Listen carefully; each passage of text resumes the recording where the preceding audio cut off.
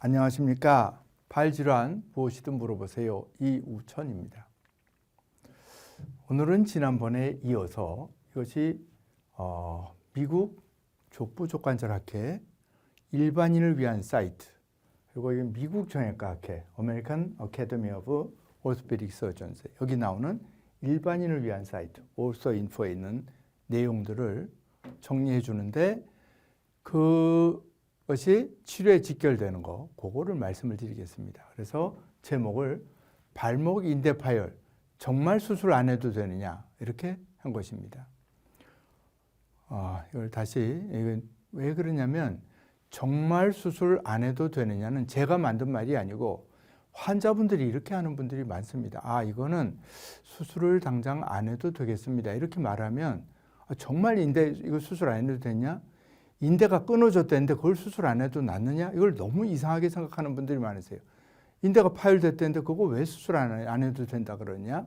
그래서 제목을 정말 수술 안 해도 되느냐? 근데 이것은 내 말이 아니고 여기 이렇게 이런 사이트에 있는 내용을 정리해 드리려고 하는 것입니다.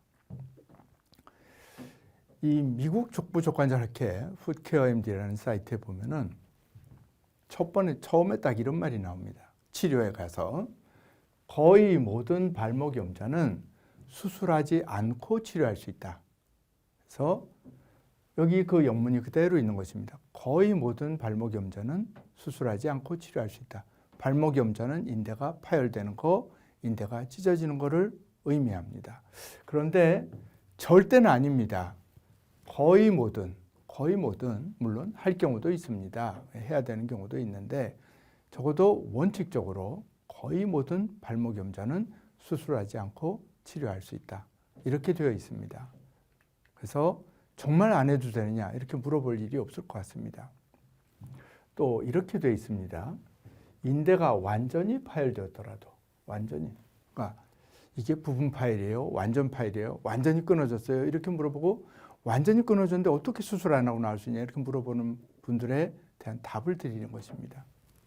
인대가 완전히 파열되었더라도 적절히 고정하면, 수술하여 봉합하지 않더라도, 봉합하는 건 인대를 꼬매는 걸 얘기합니다. 꼬매지 않더라도 치료될 수 있다, 이렇게 되었습니다. 그러니까 완전히 파열되었다, 문장 그대로 제가 직역한 겁니다. 그래서 이걸 제 개인적인 의견이 들어간 것이 하나도 아닙니다. 그 다음에 이 사이트에는 또 이런 말이 있습니다. 발목 염좌에 수술을 하는 경우는 드물다.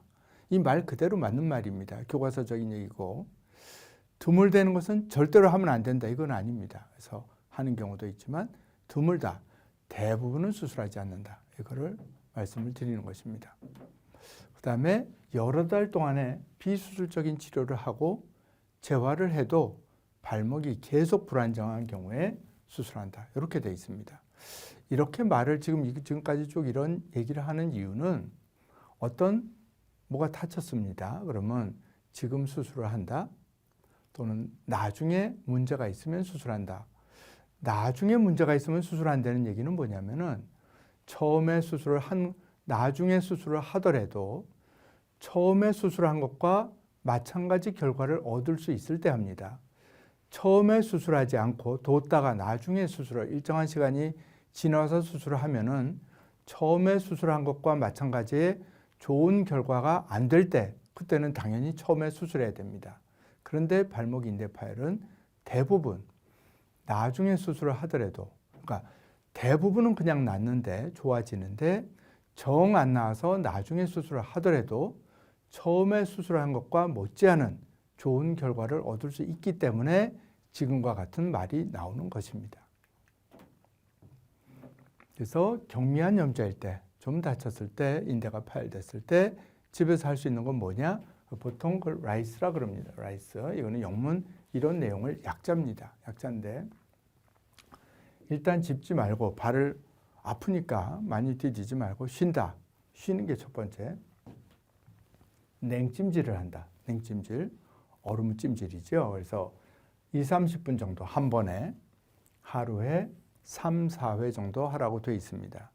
피부에 직접 얼음이 닿으면은 동상 입을 수 있겠죠. 동상이 될 수 있습니다. 그래서 피부에 얼음이 직접 닿지 않도록 주의해야 된다.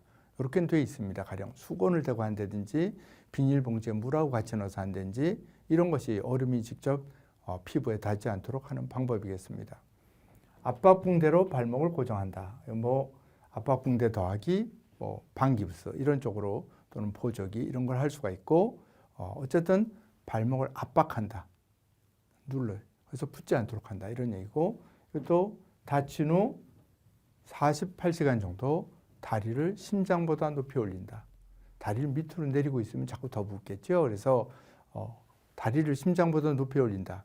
즉 그 말은 계속 그럴 수는 없지만 좀 올리고 있으면 좋겠다. 계속 어떻게 누워 있겠습니까? 그죠? 그래서 이런 기본 원칙을 지키라고 되어 있습니다. 또 약을 쓸 수 있습니다. 소염진통제, 부기가 생기고 거기에서 파열된 부분에 염증이 생깁니다. 이제 그걸 가라앉히기 위해서 약을 쓸 수 있습니다. 처음에는 걷기 어려우니까 목발을 짚을 수도 있지만 그 기간은 정도에 따라서 많이 다릅니다. 그리고 뭔가 고정을 해주는 것이 좋겠다. 고정, 막 움직이지 않게. 즉 인대가 났는데 너무 늘어진 상태에서 낫지 않고 가까운 위치에서 낫게 하기 위해서 고정을 합니다. 2급 염자, 아까 3급 염자 뭐 그랬죠? 1, 2, 3일 때 2는 중간 정도 심하다 그런 뜻입니다. 그래서 그럴 때는 좀 가벼운 보조 장치도 되겠다. 뭐 이런 여러 가지가 있습니다. 3급분 아주 심할 때는 심한 게에서는 기부스를 할 수도 있고 또는 반기부스를 할 수도 있고 보조기를 할 수, 좀 더 고정을 딱 완전히 고정하는 걸 장치를 사용하는데 보통 2, 3주를 한다. 고정 기간이 2, 3주다. 이것은 이제 전에는 좀 더 길었는데 빨리 풀어서 운동하는 것이 좋더라. 그래서 2, 3주 정도가 됐고 가령 환자분이 너무 마음대로 막 움직일 분 같으면 좀 더 고정하는 거고 말을 잘 따라오는 분 같으면 2주 전에라도 증세를 봐서 풀고 운동을 할 수도 있습니다. 치료는 3가지 단계를 거쳐서 한다. 처음에는 안정, 보호, 움직이지 않게 하고 부종을 감소시키기 위해서 얼음찜질도 하고 압박도 하고 그래도 그 시기가 지나가면 관절 운동과 근력 운동을 한다. 움직이는 것과 힘을 키우는 운동을 하고 그것이 지나면은 그 다음에 점차 가령 이 심한 운동, 아주 심한 운동을 피해가면서 거기에 필요한 점차적으로 재활 운동을 한다. 이렇게 되어 있는 것입니다. 전체적인 치료 과정이 경미할 때는 2주 정도, 더 빨리 낫는 분도 있죠. 며칠 지나면 한 닷새 지냈더니 아주 멀쩡하게 잘 된다. 이런 분도 있을 수 있습니다. 심한 경우에는 보통 6 내지 12주, 6 내지 12주. 12주면은 3개월 정도 됩니다. 그러니까 이 정도가 걸릴 수 있다. 이런 걸 알고 계시고 내가 다쳤는데 다치고 나서 아프고 붓는 것이 2주, 4주, 6주, 8주 기간이 가면서 좀 더 좋아지는 것이 아니라 계속 불편하고 아프다. 그러면 좀 더 일찍 수술 여부를 결정할 수 있습니다. 체중 부하는 내가 디뎌도 되느냐, 힘을 주고 디뎌도 되느냐 거겠죠. 할 수 있으면 해도 되고 낫는데도 좋다 이렇게 되어 있습니다. 그래서 발을 밑으로 인대가 늘어나는 쪽으로 움직이는 게 문제지 디디는 거는 디딘다 그래서 발이 인대가 더 늘어나는 게 아니기 때문에 디딜 수 있으면 디디는 것이 좋다. 그 다음에 재활치료라는 건 강직을 방지하고 굳지 않도록 하고 힘을 키우고 그래서 만성적인 증세가 생기지 않게 해서 하는 건데 처음부터 조기에 아까 심한 경우도 2 내지 3주 고정한다고 돼 있죠. 그래서 그러면은 조기에 운동을 시작하면 관절이 굳는 것을 방지할 수 있다. 그리고 디뎌서 통증이나 부기가 심하지 않을 때 근력 운동을, 힘을 키우는 운동을 하는데 처음에 운동하기가 너무 아프면은 물속에서 걷기 운동, 힘을 주는 거 이런 걸 시작할 수도 있습니다. 그 다음에 이제 이런 단계를 지나서 좀 더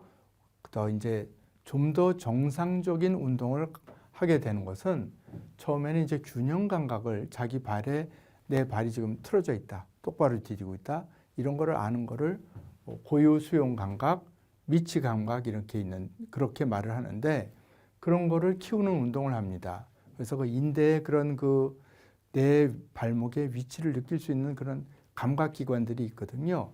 그런 것들이 찢어지면 다치거든요. 그래서 그런 걸 연습해서 키우게 합니다. 그래서 한 눈을 감고 발을 드는 연습. 한쪽 눈, 그러니까 처음에는 눈 다 뜨고 하고, 그 다음에는 눈을 다 감고, 한 눈 감고는 어렵고, 여기 제가 좀 잘못 적은 것 같습니다. 눈을 감고, 한 발을 드는 연습을 하는 거죠. 평평하지 않은 바닥에서 한 발을 드는 연습을 하는 거죠. 이런 것이 상당히 중요합니다. 그 다음에 이제 그것이 잘 되면은, 민첩성을 키우는 거, 그러니까 점점 단계적으로 운동을 늘려가는 거죠. 그래서 팔자로 달리고 뭐 이런 것들 하고 이제 이런 여러 가지 운동이 병행돼서 자기의 상태에 맞게 운동 능력을 키워가는 것입니다. 그래서 다시 처음으로 돌아가서 이거를 수술을 하지 않아도 좋으냐, 여기에 갈 적에 대부분은 치료 결과가 좋아서 정상적인 활동을 할 수 있기 때문에, 그래서 대부분은 수술하지 않고 나올 수 있다, 이렇게 얘기가 되겠습니다.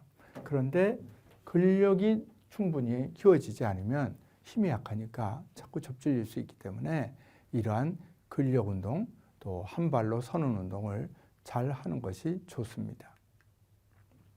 그래서 이런 식으로 이제 처음에 인대가 터져서 이런 치료를 하고 나서 한 번 다치고 심하게 다치면 그 인대가 아무래도 정상하고는 좀 다르기 때문에 충분히 힘이 키워지고 균형 감각이 키워지지 않으면 만성염자, 만성이라는 건, 급성이라는 건 바로 딱 다치는 거고, 만성은 자주 접질리는 겁니다. 한 번 다치고 나서 오랫동안 두고두고 자꾸 아프고 접질리는 건데, 그럴 가능성이 있다.